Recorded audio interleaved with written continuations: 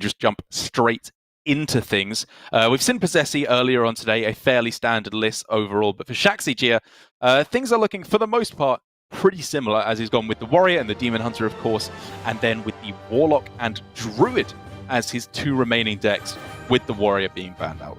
That's right. From Shaxy, we've seen every measure of experimentation, weeks where he was bringing strange rogues, that week where he brought Priest, but he's finally ended on what looks to be the 4 most brought decks in APAC. No Hunter here, but I think as far as the deck lists are tech, I think he's just in a good position to win. This is the HS replay, take the best 4 strategy. And I think it's a very reasonable strategy to go for. The Warlock as well, teched a little bit more for the, I don't want to say mirror, but not teched for aggro, I will say, is kind of the 2 ways you can go about it, given that he is not running the 2 copies of Cartip Defender, instead has the Abyssal Summoners, which will of course help in the mirror. And I find Gia could also help against the Druid, because there's a decent chance that we end up with Quest Warlock versus Druid here. And having that little bit of extra punch in the mid-game can make a big difference in the matchup. Yeah, it's very true. That matchup, I feel that the optimal way to play it from both sides is still being figured out. There's a lot of mind games involved on the timing of Glowfly Swarm and whether you feel like the opposing Warlock has a clear for it, but I can get behind the fact that Abyssal Summoner is backbreaking when Druid is behind. As far as Shaxy's other lists, I think the Druid is looking exactly like what the Japanese players have been bringing week to week, outside of a one of Claw, the Shaxy special. Yeah, exactly. He does. He loves that claw, doesn't he? And so far, it hasn't worked out amazingly well for him. But 1 mana deal 2 damage, if you want to look at it that way, is far from the worst card, especially against Demon Hunter, where it can function even as a little bit of extra health gain later on in the game, if you need it to do so. But the main thing for me, Gia, is I'm just excited to see some Demon Hunter gameplay. Both of the series earlier on today, we didn't get to see it at all. But now, finally, we're going to get to see, hopefully, a mirror, or at the very least, just some strong Demon Hunter action. I do think the mirror is the very first one we're going to get to see. And from Shaxy, the list is also kind of double dipping, the one of Blowtorch Saboteur and the one of Vulpera. I myself am now firmly in the camp of double Blowtorch and none of that 3 mana 2/3 nonsense, especially for the mirror. But we did see in several of our testing last night that sometimes Vulpera can be insane. I mean, sign me up to the Shouty school of thought. I am a 1 mana 1/1 gamer. I still believe in the power of the Crimson Sigil Runner. Maybe it doesn't end up as being a card that's included in the list, but the main point I'm trying to bring up there is that Vulpera Scoundrel for me has just felt predictably very weak. You know, I don't think anyone was putting their neck on the line and saying, this is a great card in Demon Hunter. Quite clearly, it's not, because it took several rounds of nerfs before it was even being included at all. But I just feel like, in my opinion, having a slightly card draw heavier version of the deck allows you to go for alternate win conditions with a little bit more consistency. I find myself very often just going for Altruist for the win condition, even when I'm in the lead, Gia. I don't see it as just being a losing game plan. And just the power of Vulpera Scoundrel has been questionable, to say the least, to me. For sure. I kind of feel like this is one of those strange phenomenons of a peer pressure tech in Hearthstone, where sometimes you just hear so many people saying that they're playing this in their list, they think it's good, that you just put it in there and rely on the people you trust and their testing instead. And, you know, for the most part, it's credible to believe when you have Grandmasters in the other regions saying that this is just the card, but as time moves on, I definitely think that Vulpera gets cut in favor of either the Blowtorch, or if you're Derek or Shouty, just the Sigil Runner. Yeah, I'll tell you one thing about Grandmasters, Gia. They definitely sound like they know what they're talking about. Whether or not they do is, I think, a little bit more up for debate, but they're very confident in their opinions at the very least. Wrong opener for Posesi. He's got the Battle Fiend into the Beaming Sidekick. Shaxy will be able to kill this off before the Sidekick comes down. And, I mean, it's a deal start, obviously, for Shaxy here, with a pretty heavy hand, no proactive plays for the next few turns. But it's not awful. You know, he's got the ability to go coin into Glaive-bound Adept, which, while it can be punished by a Glaive-bound Adept on the other side, if it isn't, is a very powerful swing turn back into the game. That's right, and if he manages to just stay ahead in the early turns, you can just Glaive-bound and be fine with getting it Glaive-bounded in response. As for Posesi, development is already running a little bit dry. Ooh. Yeah, sign me up for a Chaos Strike here, I reckon. We want to fill out the next few turns a little bit more effectively than whatever this garbage is. Completely agreed. And that is the opposite of garbage. One of the best cards in the mirror. And ideally, you want to time it going into a turn 3 or turn 5. Wow, interesting. Things are really starting to shape up already for Shaxy with the... I'm looking at pretty clear curve. Umberwing into Satyr Overseer, and then potentially, of course, as I mentioned earlier on, Coin Glavebound. However, Posesi can put a major spanner in those works with the Frozen Shadow Weaver. And we could see, I think this is why we're seeing Shaxy hesitate on this turn despite the curve being quite clear. He wants to see if he can play around the Shadow Weaver and just go for the second slice immediately. So this kind of makes his follow-up turns quite awkward, but it's perfect for what Posesi has in hand. This is so fascinating. And Shaxy, as a player, I think we've been critical of him in particular for how he approaches Demon Hunter mirrors. Yeah. But this, to me, just the fact that he considered this turn for a long time and still ended up on a play that has clear benefits, I think shows he's been practicing, and I love to see that. Yeah. I mean, I'm still trying to get my head around it, because if we are looking at specifically Frozen Shadow Weaver, which I'm sure Shaxy is considering a few other things along the way, it's good against Frozen Shadow Weaver. I guess it's better than the other curve, but it's still not incredible, you know? Like, he's still looking at a very rough couple of turns, and he has to trade in his Overseer just to get it out the way. It's true, but I think that puts him in a not back-breaking position should the Shadow Weaver have come down and his play was just Umberwing. Then his follow-up would have been just Overseer without the 2-2, right? That's fair. And I guess the real underlying factor is that Shaxy makes a play that not only is it stronger if Frozen Shadow Weaver comes down, it just makes Frozen Shadow Weaver bad, I guess is the main effect, because it doesn't have anything to benefit off of on the following turn. So instead, Shaxy's best option is to save it for a better turn. I guess you could argue that's a downside for Shaxy, because the Frozen Shadow Weaver will come down at an even more devastating turn, likely turn 5. This is just yet another permutation of how this matchup plays out, and we still don't know, after all these weeks, what's optimal. But for me, it's looking like Shaxy's in a great spot. He manages to get down the Umberwing in response to the other Umberwing, which is always a better position in the early game. Ooh. I like it, right? You can get down the beaming sidekick as well. It just looks pretty clean to me. It's very powerful. You are conceding that the Satyr, even at 4 health, is dead to just the hero power and the board trades. But I think at that point, you're fine with that if Shaxy's spending his whole turn and his whole board removing that. I agree. The big punish, I would say, is a Satyr on the other side. Even that, not that huge, because you would have a 2-2 to trade it down.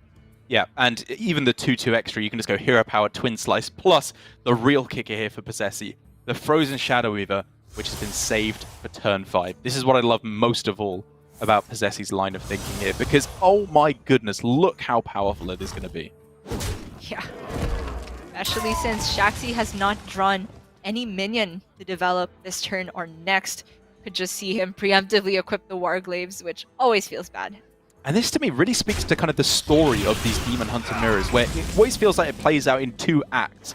You have turns 1 through 4, and if you can run away with it there, you're probably going to win the game. But if you don't get too far ahead in the lead, the best way to shut it down, or to take the win, is to shut down the second part of their game plan, which is turn 5 onwards.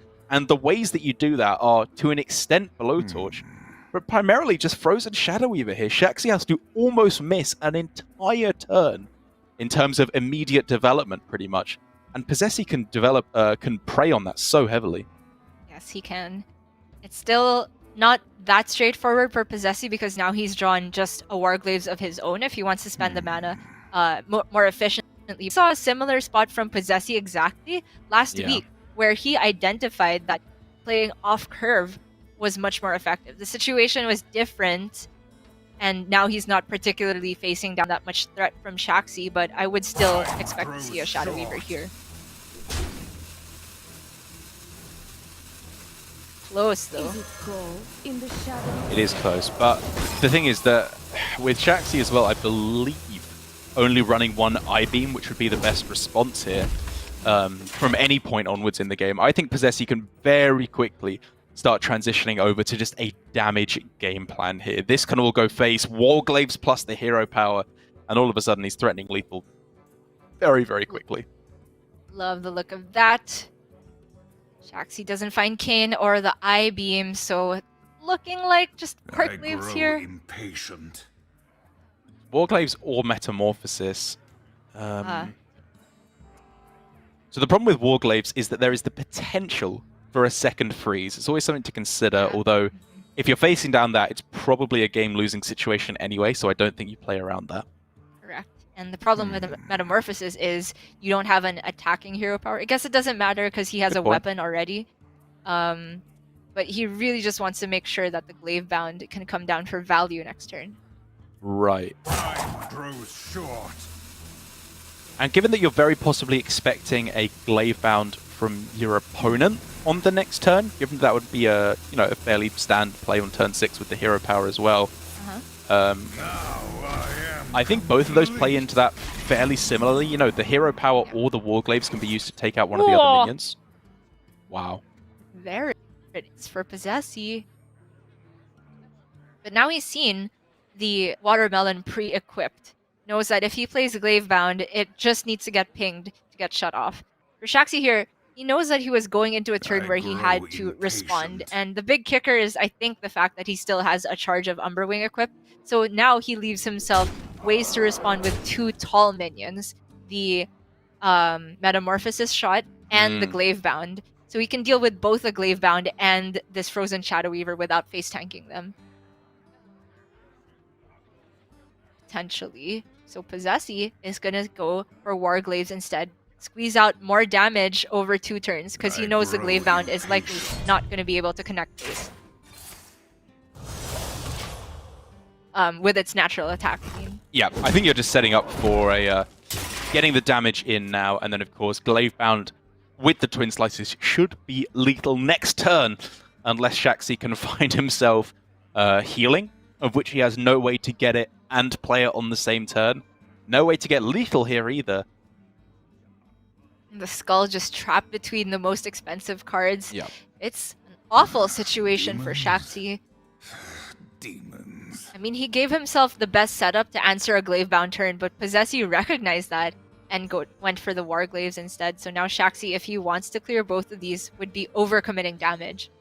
That being said, if he does do that, he would be alive at 1 health. So he has the potential, even of course with Posesi's cards in hand. So if we saw here, hero power it down the minion and Glaive Bound down the minion, he would survive. I agree, he probably has to set up counter lethal more proactively, but this is, as we can see, the losing play. Gonna be tons of damage coming through. 6 from the weapon, 1 from the beaming sidekick, and of course the Glaive Bound to round out that 11. Good old Demon Hunter mirrors. It's only been a couple series in the day and I already missed them. Yep, I think that was very nicely done by Posesi. The real questionable turn, or I won't even say questionable, the interesting turn there was from Shaxy going with the Coin Satyr Overseer on turn 2 there, sorry, even to get it down that little bit earlier. I'm still very much unconvinced, because even though it was that much stronger against a Frozen Shadow Weaver, the downside was, of course, that even if there was the Frozen Shadow Weaver in hand, it can either shut him down now or shut him down come turn 5 later on anyway. Whereas if he'd kept the coin in hand, it gives him a little bit of unpredictability because he could have made the powerful turn 5 plays 1 turn earlier instead.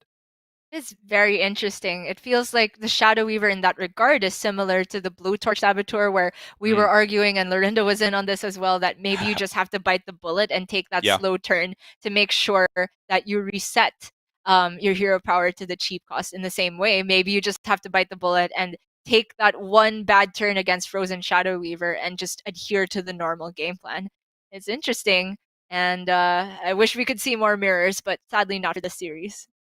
I would wish for that as well. But like you said, not for this series. So with Posesi, our relative newcomer, still, despite his impressive performance so far, is 1-0 up against Shaxy, one of the old guard here in APAC. And before we can find out the continuation, the result of this series, the loser of which will be out of contention, we're going to go to a quick break. And when we come back, we'll be finishing up this series.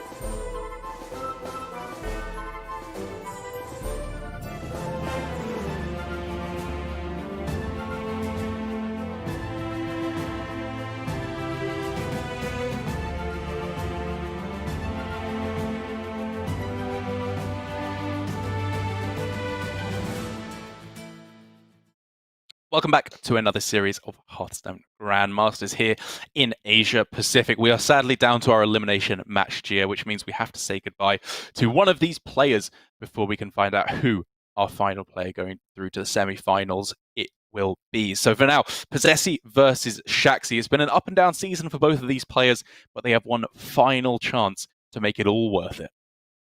That is true. Don't scare me with saying you have to say goodbye to someone. Whenever we use that phrase, I feel like it's relegation. Of course, for these players, they won't be relegated if they lose. It just means they don't have any more shots in playoff. The truly sad and scary match will be later on today, and the last match of every day of the weekend as we find out who will be taking that third relegation slot, unfortunately. But of course, all eyes on Posesi and Shaxy first. The Demon Hunter is out of the way now for Posesi. Indeed. It's kind of expected, I think, when the Demon Hunter is left up, that it will take a win at some point. I had a little bit of argument about this with Sotil, where he was saying he feels like Demon Hunter has been a letdown for some of these players along the way. I agree, kind of, but here in Asia Pacific, when we have a very high percentage of Druids, which is a fantastic matchup for the Demon Hunter, I feel like generally you are looking to be taking a win at some point with the Demon Hunter. And we are going to see just such a matchup right now in the Demon Hunter versus the Warlock. Shaxy trying it once more with his Demon Hunter. And this is a matchup again, Gia, that I just keep going back and forth on in terms of who I think is in the lead. Yeah, last weekend we saw some very cool play from Rivius and Alitemo, I think, in their series where each of them took the win as the Warlock versus the Demon Hunter before the Demon Hunters could even get their own wins later on. And I think it was very key that we saw them go for more card draw when it was available. They didn't just play for removal. They went for trying to get the most efficient Dark Skies out and follow up with the Abyssal Summoners on a relatively clean board. Or Cartoot Defender in the case of Alitemo. Indeed. But one of the interesting things I kind of feel about this matchup, what I'm hearing from the pro players, is that while this early board control is, good, you want to be getting the damage in early on, it is not the most important thing up against Warlock. You want to be making sure that you have that consistent mid-game pressure, be it through the Warglaves, Glavebound, or Skull of Gul'dan, actually, ideally. Do you think Skull is a keep in this matchup then? Or Demon Hunter? That's what I'm hearing. That is what I'm hearing. That's interesting. Yeah. I haven't tried it out myself. Generally, I do just look, as with pretty much every matchup, for an early curve. But I think the idea is, especially in the draw-heavier lists, you just want to be making sure you're playing the cards that are awkward for the Warlock to deal with. Because these early boards are incredibly easy for the Warlock to deal with, be it the Dark Skies, the Moarg, plus all the spells, all the Nether Breath as well, even the Crazed Netherwing on turn 5. It can deal with them very easily, whereas Warglaves, burst damage, a Glavebound Adept with a couple of other minions can make it very difficult for the Warlock to effectively answer. Very succinct point. We can see from Posesi, he made quick work of that Battle Fiend with his Nether Breath, so now he feels comfortable enough that he can tap and not have to play the Questing Explorer. Could go for it alongside the tap next turn. But from Shaxy's side, we could see him go for the play out of the game plan you're talking about, which has the mid-game juice. Look at this curve. He just has... I thought it would be Kayn potentially this turn into Warglaves and Glavebound to unlock Skull from the left side. Well, the counterpoint is, of course, that Kayn Sunfury is ideally going to be kept for pushing for lethal through a couple of Cartoot Defenders. But I think, as we've seen here, oftentimes the Cartoot Defenders come down way before there's potential for lethal. And then you're put in that difficult spot where you just play Kayn and ignore it, even though it can still sacrifice itself off and gain extra health. Or do you just then kill it off and get through it the old-fashioned way? It is very curious. For Shaxy, though, he still has an opportunity to Kayn later on. I'm definitely looking at Warglaves for this turn and then Glavebound on the follow-up. He could just delay the Skull a bit longer because he just has great plays turn after turn from this point. Demons. Posesi, I don't think he's running Acidic Swamp Ooze. Not there in the list. You are correct. Yep. So I'm liking just the Warglaves here for Shaxy. I very much agree. You're getting down that consistent damage. Having a weapon and a board at the same time is very awkward because the Warlock doesn't really know what to do. Do they heal up and still tank the damage from the weapon? Do they play out a minion, allow the weapon to get through it and still tank the damage? Wow. Whoa, is he not even clearing this questing? I guess the thinking is the likely play is Crazed Netherwing anyway, against which this Questing Explorer does nothing. Sure, but Mortal Coil trades now are available. I don't know, I feel that giving yourself more room to play around things that aren't Crazed Netherwing is more valuable than extra 3 damage later on, which can't come down all in one turn anyway, if it's going to the face. Yeah, I mean, it's about playing the long game though, right? You know it's not coming down in one turn, but you just need to try and eke out every point of damage. I agree, I'm on the fence. I totally understand your point. I just think for Shaxy there, given that Posesi, if he had the Crazed Netherwing, really wanted to play it there, definitely made Posesi's life more awkward, at the very least. True enough. Wow, we could just see twist into twist, though. Quest completion. Or alternatives. Yeah, I mean, alternative is just tap, right? So why not just complete the quest? Well, I think the thinking is with 3 cards left and in order to complete the quest, and what is a pretty good hand right now, he could just hold on to it and make use of this very removal-heavy hand. Sure. Also important that Posesi has missed Aranasi Broodmothers, both off of the first Sense Demons and this plot twist, which is a very big deal. See, he knows that information. Our enemies will fall.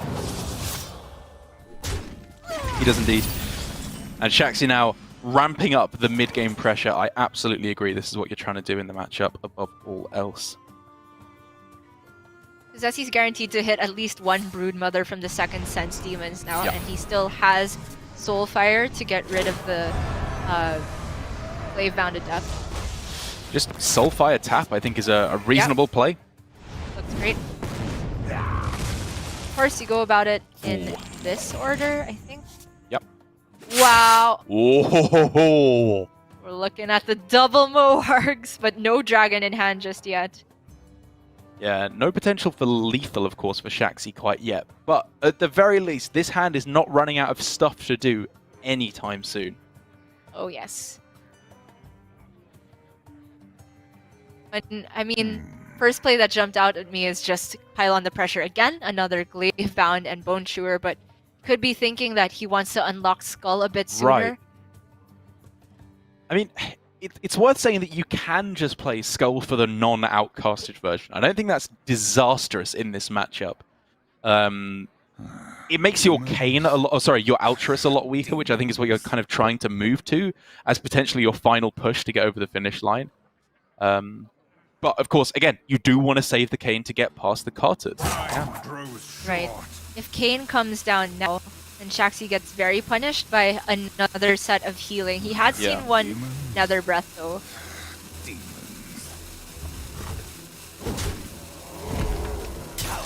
Definitely like what he's gone for in the end. But this turn is just insane for Posesi. Even the coil gets buffed to one-shot Disgusting. the Bone Chewer, or even the Glaive Bound if you want to do it the other way around, sure. The top deck Dragon was huge there for Posesi. Oh yeah, of course, there was not even a dragon in hand before. Yeah. Had 2 draws with the hero power, but makes all the difference in the world here. Clear board. Dragon Queen Alexstrasza potentially coming in for lethal, in fact, over the next couple of turns. Yeah. Even gets the other Broodmother. Basically back up to full. Looking very good indeed for Posesi. But Shaxy, I'm still going to say it, not out quite yet. You can go for a second Warglaives on this turn to take out both the Moargs, push more damage face, and unlock that skull from the right-hand side of his hand instead of the left. Sure, yeah. Most of the expensive cards in his deck have been played, both Warglaives, both Glaive Bound. It's just Metamorphosis now that's beyond 4 mana cost for Shaxy to draw off the top here. He's very likely to get an outcasted skull next turn. Oh! Not active, but that's just an 8/8 this turn. We take those, right? Oh, yes. Potentially looking at lethal on the following turn if this all sticks about with Alexstrasza's Soulfire is exact lethal ready to come down. Shaxy's only got 1 Eye Beam as well. Poor Warlock.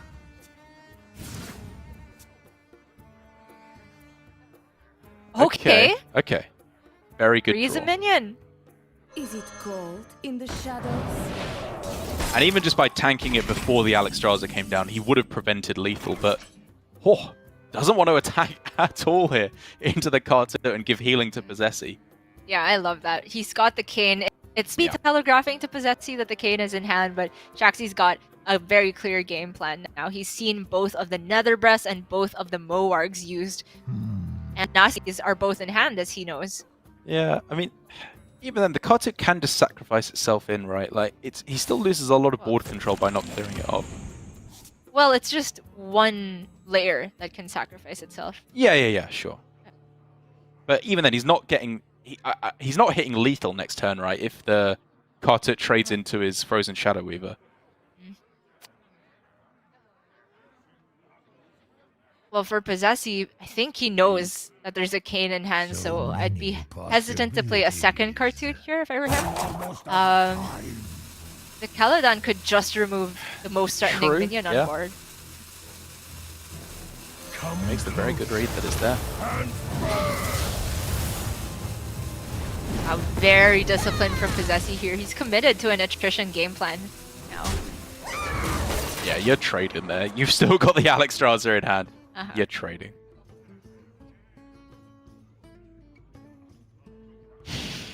Right. For Shaxy, it's gotta be an outcasted skull this turn. I'm not sure which direction it comes from. But he could hit the other freeze to freeze off the cartoon. So it can't trade in on its own? It's tough. At this point, every card wants to be saved for Altruist, right? So Twin Slice is so devastating to use it here just to activate the skull. Yep. Can get behind that for sure. There's the I-beam. Oh! Could build a board. Build one heck of a board here.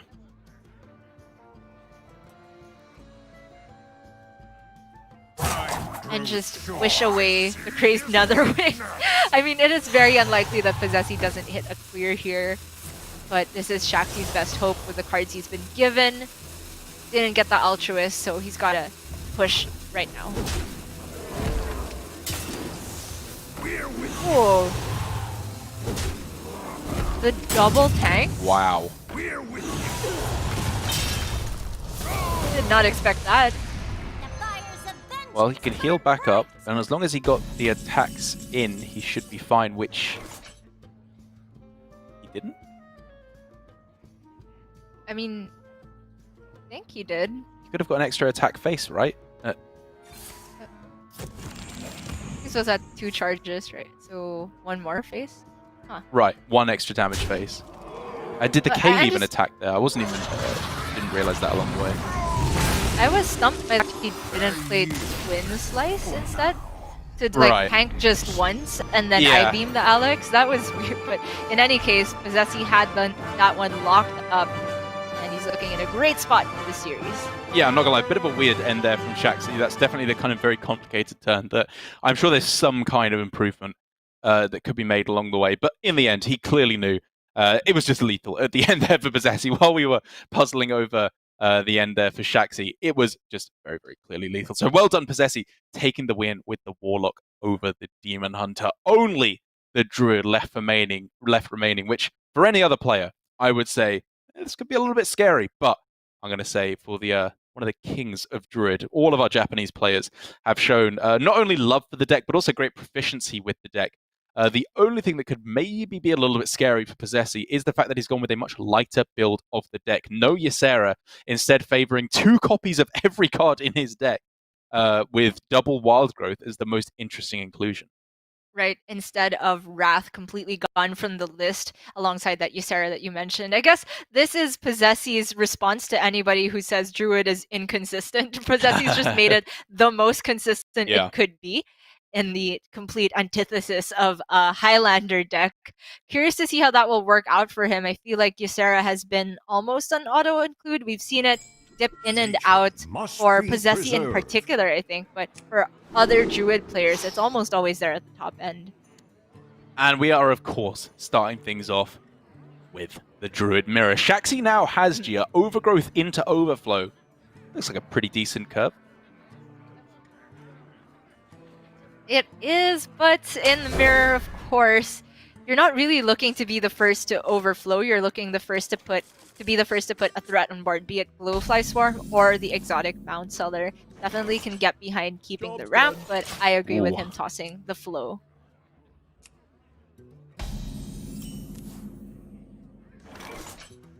Wow, Posesi! Posesi's the man!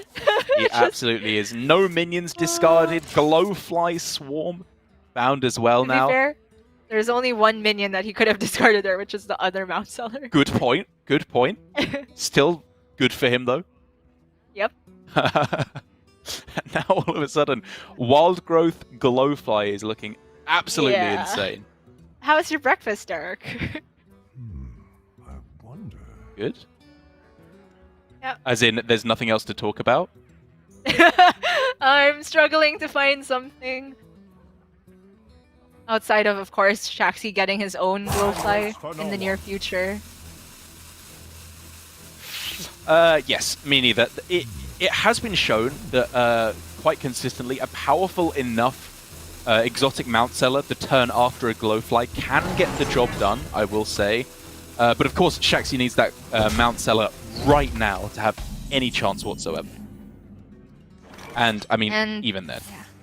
The times the Druid Mirror can go later than just the first wave of Glowflies is when the one who plays Glowfly doesn't have a payoff spell, but we can see this Power of the Wild available for Posesi. Okay, there's a Mount Seller. Okay, that's something.